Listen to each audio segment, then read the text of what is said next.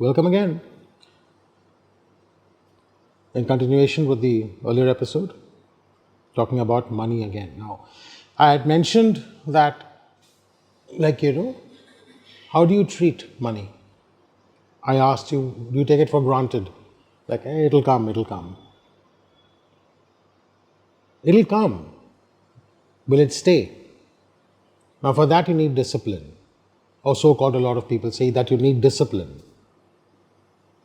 You should learn to save so much from, every month, keep it somewhere and then forget about it. Then do this and then, invest in this and then forget about it. Sorry. But many a times, whatever we try to do, sometimes, what do we try to do? We try to save, we try to do something, something or the other. Something or the other always happens where the money that you've stored goes.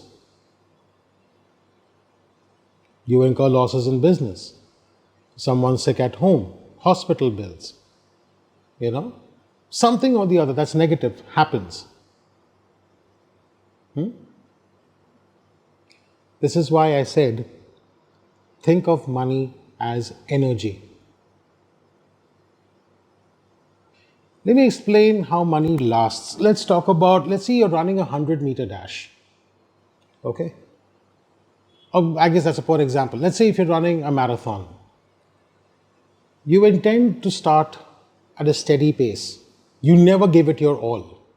You always tend to start at a steady pace. You always run at a steady pace.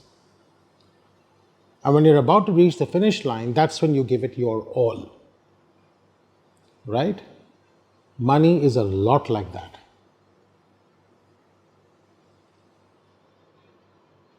Whatever you earn, have you ever thought of sitting down and thanking money?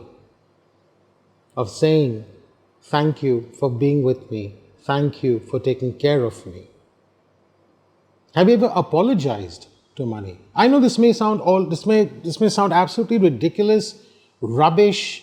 It's not scientific. It's not logical, because after all, it's just pieces of paper.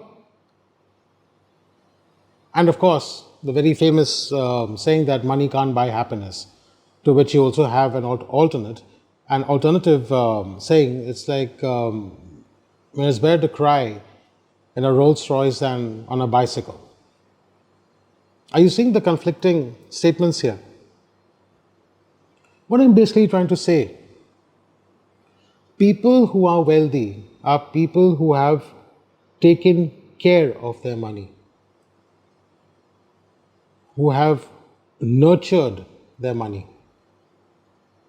Of course, many people might say, yes, people like this are very selfish. They never help their man in need or their people in need. That they don't lend money. That here comes another saying, never borrow, never friend if you want to keep. Never borrow, never lend if you want to keep a friend. How true is that?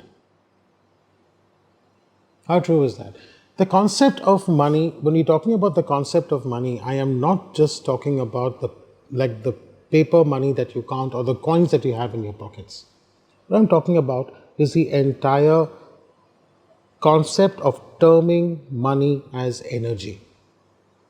If you, like I just mentioned in the marathon before, when you conserve your energy, you can go, for a longer distance. But when you can't, what happens? When you can't, what happens? Then you end up losing.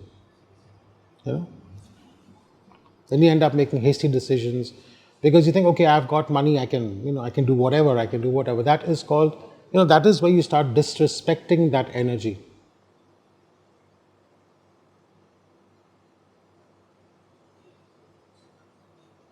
Money is everything and more. And it will stay.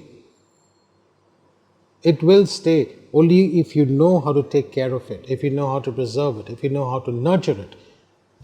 Which means if you know how to take, I'm not going to use the word manipulate because that's what a lot of people do. But how to be smart about it. A lot of people just live for the day. All right, I mean, if I earn so much, okay, I can pay this bill just for now for a little while, and then maybe I can do then maybe a little while. These are short spurts of energy, and that's how money would come to you in short spurts. It'll come, it'll go. It'll come, it'll go.